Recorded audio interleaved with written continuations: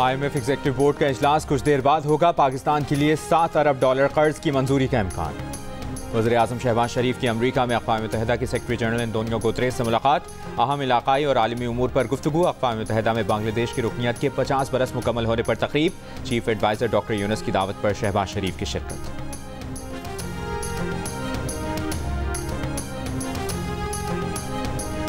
वज़ीर आला पंजाब मरियम नवाज के वज़ीर आला खैबर पख्तूनख्वा अली अमीन गंडापुर पर ताक कर वार। कहा, पंजाब आकर कानून की खिलाफ वर्जी करोगे तो मुंह तोड़ जवाब मिलेगा।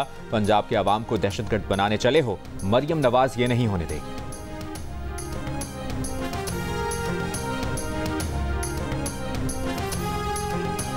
तहफ़्फ़ुज़ आईन पाकिस्तान मूवमेंट के सरबराह महमूद खान अचकज़ई का कहना है कि आईनी तरमीम साजिशों के जरिए बंद दरवाजों के पीछे नहीं होती। बोले, मसाइल का हल नए इंतखाबात में है। एशियाई तरक्याती बैंक की पाकिस्तान में अगले साल महंगाई की औसत शरह में 15% तक कमी की पेशगोई। माशी तरक्की की शरह भी 2.8% रहने की तवक्को जाहिर की। माशी तरक्की को इस्लाहाती एजेंडा जारी रखने से मशरूत कर दिया। पॉलिसी के तसलसल को ज़रूरी करार दिया। पाकिस्तानी मईशत से मुतालिक जारी रिपोर्ट में कहा कि रवा माली साल पाकिस्तानी मईशत बेहतरी की जानिब गामजन है। माशी तरक्की के लिए हुकूमती अखराजात में कमी और निजी शोबे को फ़रोग देना होगा। महंगाई की शरह में कमी, मैक्रो इकनॉमिक इस्तेहकाम मुस्बत इशारे हैं। मुनज़्ज़म शहर सूद, एक्सचेंज रेट और आलमी सतह पर खुराक की कीमतों में इस्तेहकाम से पाकिस्तान में महंगाई में मज़ीद कमी का इम्कान है।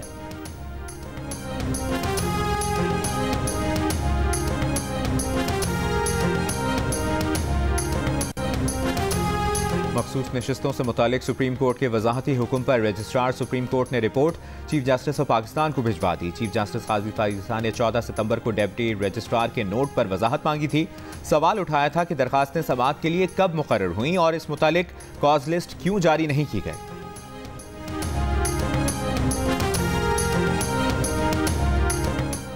मखसूस नशिस्तों पर चीफ इलेक्शन कमिश्नर के ज़ेर सदारत 7वां इजलास भी खत्म। सुप्रीम कोर्ट के फैसले पर अमल दरामद से मुतालिक गौर।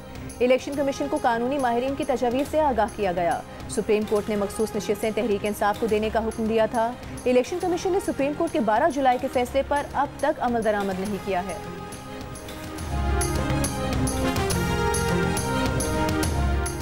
हम अपनी हुदूद में रहना चाहते हैं, हमें हुदूद में रहने दें। आप आइन नहीं बनाते, आइन और कानून हम बनाते हैं। नून लीग के सेनेटर इरफान सिद्दीकी की प्रेस कॉन्फ्रेंस। कहा, आपने पार्लियामान को नहीं, पार्लियामेंट ने आपको बनाया। हमने कहा आप 17 होंगे तो आप 17 हैं। हमने कहा आपकी तनख्वाह और पेंशन इतनी होगी। आइन कहता है कि मजलिस शुरा की अथॉरिटी की कोई हद ही नहीं। जब आइन कहता है कि कोई तरमीम चैलेंज नहीं हो सकती तो फिर कैसे होती है। मखसूस नशिस्तों से मुतालिक फैसले में अनहोनी चीज़ें हुई। कई सवाल पैदा हो गए। अदलिया आइन से मुतसादिम फैसला करे तो कौन ठीक करेगा।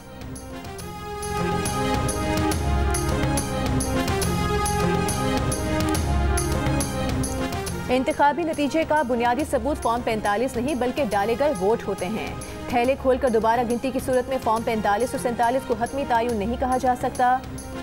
बैलेट पेपर्स ही फैसला कुन अंसर होते हैं। चीफ जस्टिस काजी फाइज ईसा ने बलूचिस्तान असम्बली नशिस्त 14 पर इंतखाबी धांधली के केस का तफसीली फैसला जारी कर दिया। जस्टिस काजी फाइज ईसा ने करार दिया कि वोट रिकाउंट की दरख्वास्त मंजूर हो, दोबारा गिनती तमाम उम्मीदवारों की मौजूदगी में ही होती है और फिर डाले गए वोट ही इंतखाबी तनाज़े का फैसला करते हैं।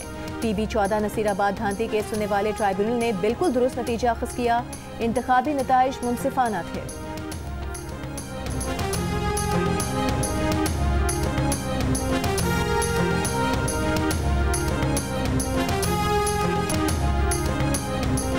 बलूचिस्तान पुलिस का कराची के इलाके डिफेंस में साबिक निगरान वज़ीर आला बलूचिस्तान स्वालिह भूतानी के घर पर छापा। CCTV वीडियो सामने आ गई। वीडियो में 3 पुलिस मोबाइल और दीगर गाड़ियां दिखाई दे रही हैं। हुकूमत सिंध का छापे पर बलूचिस्तान हुकूमत से खत लिखकर सख्त एहतजाज। कहा, 22 सितंबर को स्वालिह भूतानी के घर पर सिंध हुकूमत की इजाज़त के बगैर छापा मारा गया। बलूचिस्तान पुलिस के गैर कानूनी छापे में मुलविस पुलिस एहलकारों के खिलाफ सख्त कार्रवाई की जाए। सिंध पुलिस का कहना है कि किसी दूसरे सूबे की पुलिस ने कार्रवाई का इंदिराज भी नहीं कराया। पुलिस को छापे से मुतालिक कोई शिकायत भी ताहाल मौसूल नहीं हुई।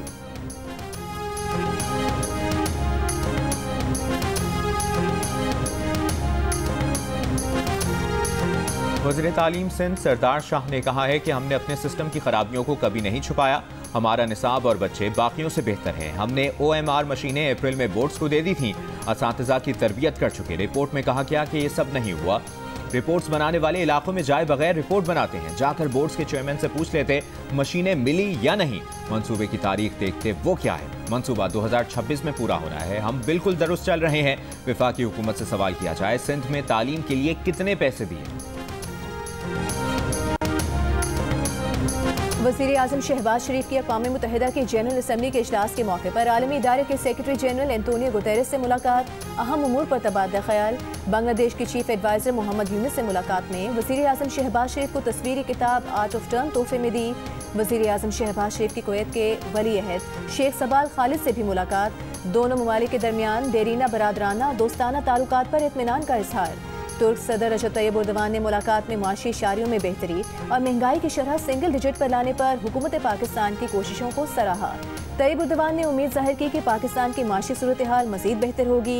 गैर मुल्की मीडिया से गुफ्तगू में वज़ीर आज़म शहबाज शरीफ ने कहा कि बैरूत हमला जंग को वुसअत देने की चाल के सिवा कुछ नहीं, जंग को मशरिक़ वुस्ता से बाहर फैलाने के संगीन नताइज होंगे। फौरी जंगबंदी और दो रियासती हल ही वाहिद रास्ता है।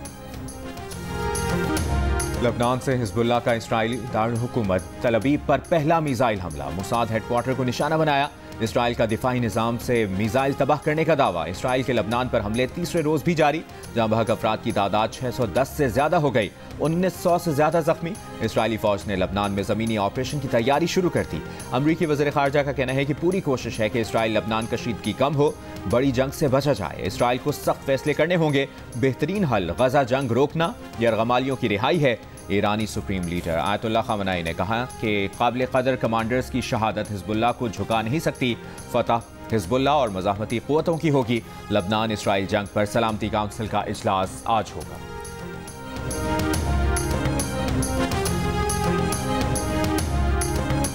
गजा पर इसराइली हमले जारी, रफा में इसराइली बमबारी से फ़लस्तीनी खातून और उनके 5 बच्चे शहीद। शिमाली गजा में 3 फ़लस्तीनी शहीद। इसराइली फ़ौज ने 88 बेशनाख्त लाशें गजा हुकाम के हवाले कर दी।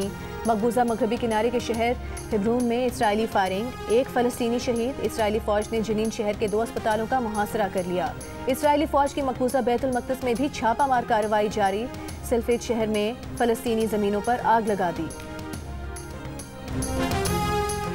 190 मिलियन पाउंड रेफरेंस में बुशरा बीबी के वकील आज भी पेश ना हुए। नैब के तफ्तीशी अफसर और केस के आखिरी गवाह पर जरह 24 समातों बाद भी ना हो सकी। वकलाए सफाई ने अदालत को बताया बुशरा बीबी के वकील उस्मान गिल को डेंगू बुखार हो गया, समात मुलतवी की जाए। नैब प्रोसिक्यूटर की समात मुलतवी करने की मुखालिफत, कहा अदालत वकलाए सफाई को आखिरी गवाह पर जरह के 24 मौके दे चुकी। उस्मान गिल मौजूद नहीं तो दीगर 3 वकला में से कोई जरह कर ले।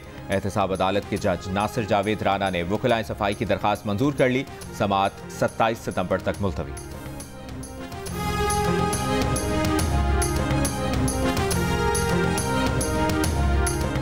सदर आसिफ अली जरदारी और नवाज शरीफ के खिलाफ तोशाखाना रेफरेंस नैब को वापस होगा या नहीं, इस्लामाबाद की एहतसाब अदालत ने फैसला महफूज कर लिया। 14 अक्टूबर को सुनाया जाएगा। अदालत ने रिमार्क्स दिए कि फरीकैन इस नुक्ते पर मुत्तफिक हैं कि रेफरेंस इस अदालत का दायरा इख्तियार नहीं। जब ये केस आया था उस वक्त आसिफ अली जरदारी को सदारती इस्तिस्ना नहीं मिला था। नैब की सदर आसिफ जरदारी के खिलाफ पाक लेन और ठट्टा वाटर सप्लाई रेफरेंस भी मुनासिब फोरम पर भेजने की इस्तदा। वकील सफाई फारूक एच नाइक ने कहा कि इस केस पर एहतसाब अदालत का दायरा इख्तियार ही नहीं बनता। एहतसाब अदालत में फैसला महफूज 3 अक्टूबर को सुनाया जाएगा।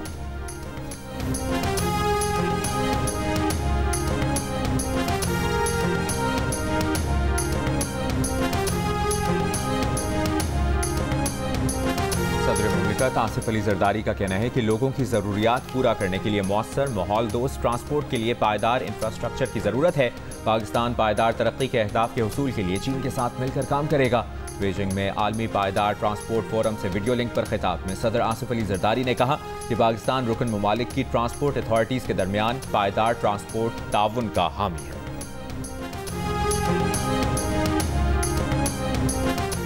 खुदकुश हमले करने के लिए कुछ लोगों ने बरगलाया, ब्रेन वॉशिंग की गई। दहशतगर्द अपने मकासद के लिए लोगों को इस्तेमाल करते हैं। तुर्बत से गिरफ्तार खुदकुश हमलावर अदीला बलोच की वालिदैन के हमरा प्रेस कॉन्फ्रेंस, कहा दहशतगर्दी के लिए नौजवानों को बरगलाया जा रहा है, वो हुकूमत बलूचिस्तान की वजह से बच गईं। अदीला बलोच के वालिद ने कहा कि लापता अफराद के वालिदैन सरकार के पास जाएं। बर वक्त कार्रवाई करके अदलिया को वापस लाया गया। अदीला को वापस लाया गया। रुकन असम्बली फराज अजीम शाह ने कहा कि जो लोग पहाड़ों पर हैं वो वापसी का रास्ता इख्तियार करें। जो भी मदद मांगी जाएगी वो हुकूमत देगी। रियासत के मफादात पर कोई समझौता नहीं किया जाएगा।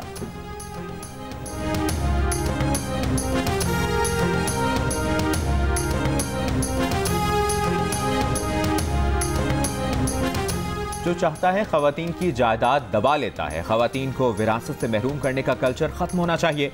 वकला को भी ऐसे झूठे मुकदमात नहीं लेने चाहिए। चीफ जस्टिस काजी फाइजा का विरासती जायदाद की मुंतकली केस में बेवा को जायदाद की फौरी मुंतकली का हुक्म। झूठी गवाहियों और बोगस मुकदमेबाजी पर मुखालिफ फरीकैन पर 5 लाख रुपए जुर्माना आयद कर दिया। जुर्माना ना देने पर रेवेन्यू डिपार्टमेंट को जायदाद से रिकवरी की हिदायत। चीफ जस्टिस ऑफ पाकिस्तान ने कहा कि विरासत के सादा मुकदमे को पेचीदा बना दिया गया। 26 साल से मुकदमाबाजी बहुत हो चुकी। वकला ऐसे झूठे मुकदमात ना लें। बार को वकला की शिकायत करेंगे तो सीनियर्स आ जाएंगे।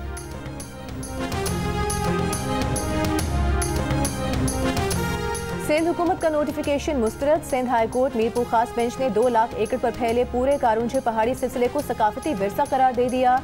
हर किस्म की कटाई और पत्थर निकालने पर पाबंदी आयद कर दी। इससे कबल हुई समात में महकमा सकाफत सिंध ने कारूंझे के सिर्फ 21,000 एकड़ रकबे को विरसा करार देते हुए महफूज करने का नोटिफिकेशन जारी किया था।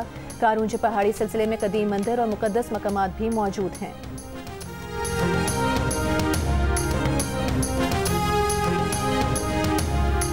बानी पीटीआई का कहना है कि अगले चीफ जस्टिस की तकर्री का ऐलान जल्द किया जाए। जस्टिस मंसूर अली शाह की मुकम्मल हिमायत करते हैं।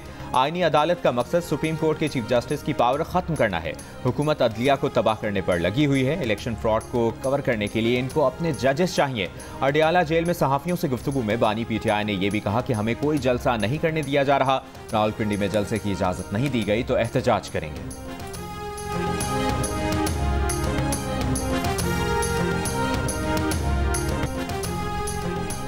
और इसराइल लबनान कशीदगी पर पोप फ्रांसिस का इजहार अफसोस। कहा उम्मीद है आलमी बिरादरी बढ़ती कशीदगी के खात्मे के लिए हर मुमकिन कोशिश करेगी।